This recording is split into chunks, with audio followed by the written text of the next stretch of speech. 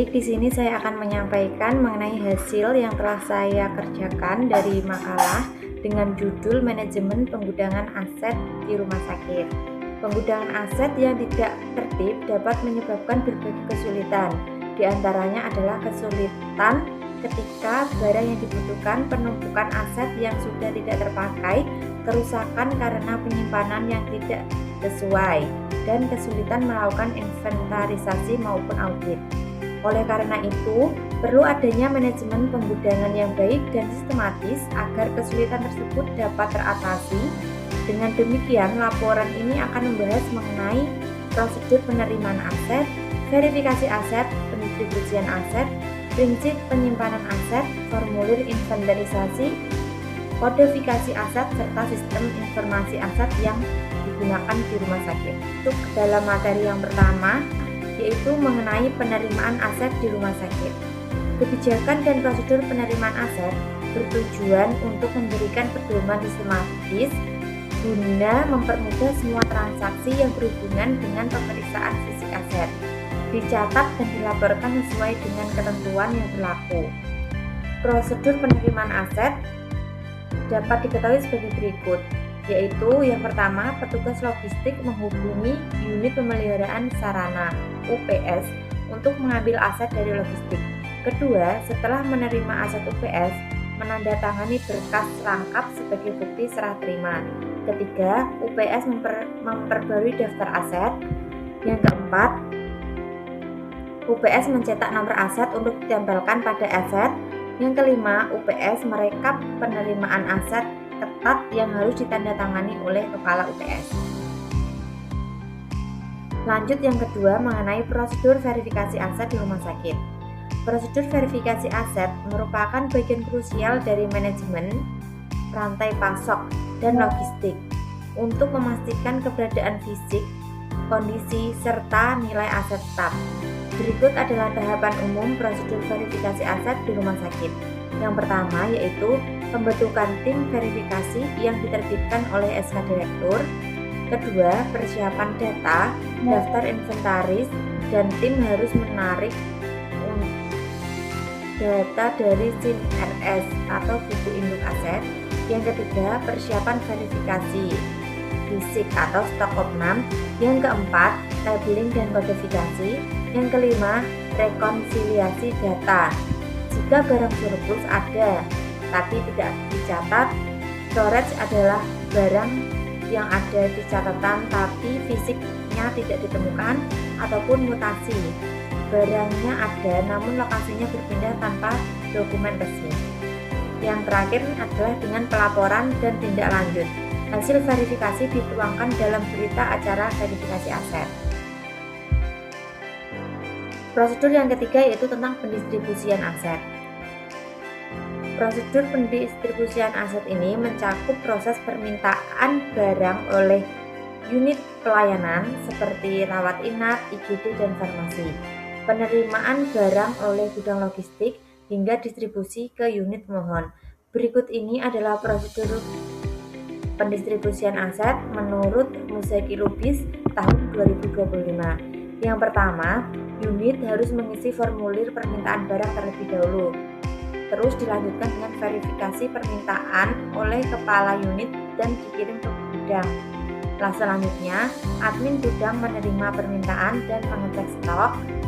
Petugas gudang menyiapkan barang sesuai permintaan, koordinasi dengan sopir dan penyiapan distribusi, pengiriman barang ke unit oleh petugas logistik dan supir, unit memverifikasi dan menandatangani tanda terima.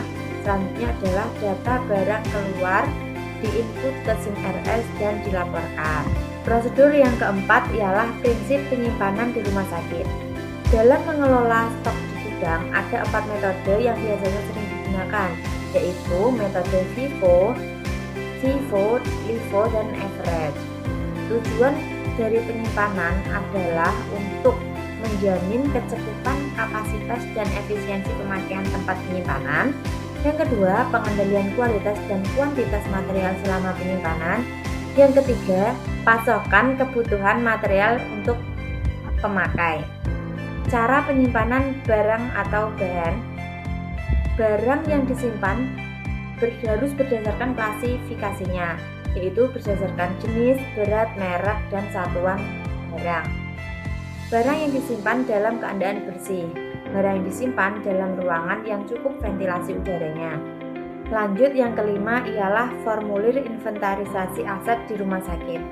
Formulir inventarisasi aset adalah dokumen standar yang digunakan untuk mencatat, memverifikasi seluruh aset tetap serta aset lancar di rumah sakit dengan tujuan untuk memastikan akurasi data aset dengan stok opnam per tahun atau per semester. Di sini adalah contoh mengenai kartu inventarisasi aset.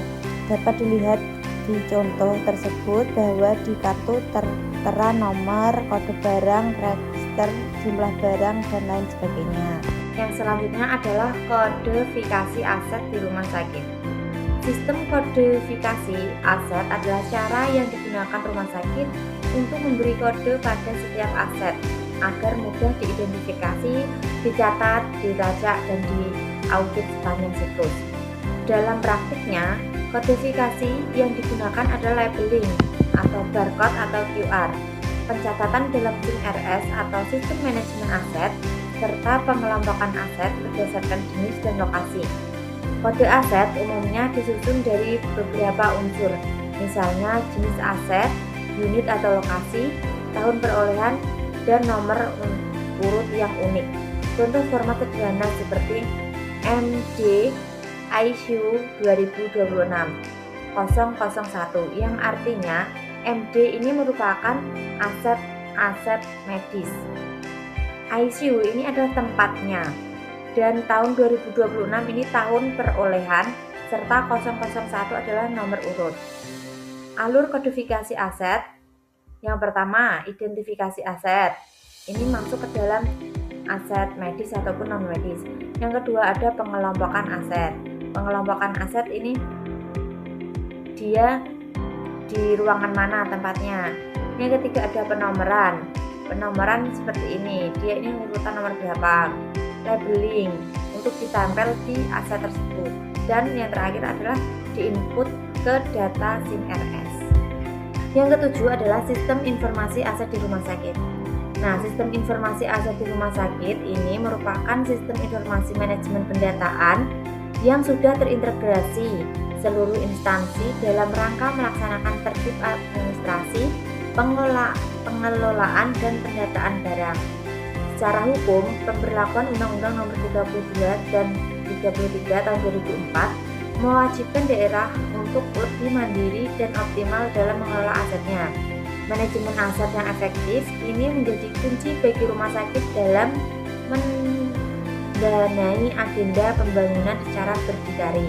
Contohnya yaitu dengan penggunaan sistem informasi manajemen rumah sakit atau SIM-RS. Di sini kita dapat menginput jumlah aset yang dimiliki instansi atau rumah sakit terkait. Setelah itu ada kesimpulan. Dari beberapa pembahasan yang telah saya sampaikan, dapat disimpulkan bahwa pengelolaan aset di rumah sakit merupakan aspek kunci yang berkaitan erat dengan keselamatan pasien, perawatan, dan efisiensi finansial. Ketidaktertiban dalam pengelolaan aset dapat menyebabkan kerusakan, pemborosan anggaran, hingga kesulitan dalam proses audit. Aset di rumah sakit dikategorikan menjadi dua kategori utama, yaitu aset tetap dan aset tidak tetap atau tidak berwujud. Yang tidak berwujud ini seperti haki, terus habis itu lisensi. Dalam prosedur operasional terdapat 4 prosedur utama yang diperhatikan, yaitu mulai dari penerimaan aset, verifikasi aset, pendistribusian aset, serta penyimpanan aset, yaitu dengan metode FIFO, LIFO, FIFO, ataupun average. Kodifikasi diberikan berdasarkan jenis, lokasi, dan tahun perolehan untuk memudahkan pelacakan. Penggunaan SIM-RS atau sistem manajemen aset digital sangat penting untuk mengintegrasikan data-data aset di rumah sakit seluruh unit secara akurat dan mendukung transparansi administrasi. Dan ini merupakan daftar pustaka yang saya gunakan untuk mengerjakan makalah tersebut. Terima kasih atas kesempatan ini. Saya akhiri. Wassalamualaikum warahmatullahi wabarakatuh.